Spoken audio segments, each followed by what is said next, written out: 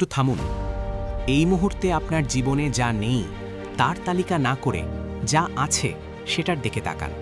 আপনি এখনও দাঁড়িয়ে আছেন, শ্বাস নিচ্ছেন, ভাবতে পারছেন, স্বপ্ন দেখার ক্ষমতাটা এখনও হারাননি। এটাই বড় কথা। জীবন কখনো সোজা লাইনে চলে না। আজ যে জায়গায় দাঁড়িয়ে আছেন সেটাই চূড়ান্ত নয়। অনেক মানুষ আজ সফল, অথচ একসময় তারা ঠিক আপনার মতোই ক্লান্ত ছিল, হতাশ ছিল, দিশেহারা ছিল। পার্থক্য একটাই, তারা থামেনি। আপনি হয়তো ভাবছেন আমি চেষ্টা করেছি, কাজ হয়নি। কিন্তু সত্যি কথা হলো, বেশিরভাগ মানুষ সফল হওয়ার ঠিক আগের ধাপেই হাল ছেড়ে দেয়। ব্যর্থতা আসলে শেষ নয়, এটা দিক নির্দেশনা।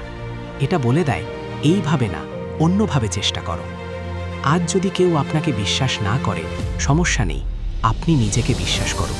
কারণ নিজেকে বিশ্বাস করার শক্তিটাই মানুষকে আলাদা করে তোলে। সবাই তালি দিলে এগোনো সহজ, কেউ তালি না দিলে এগোনোই সাহস।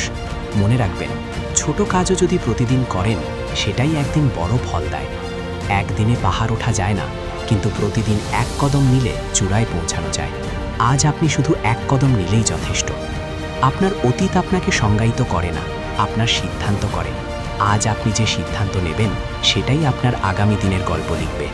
তাই আজ এই কথাটা নিজেকে বলুন, আমি পারি, ধীরে হলেও থামব না।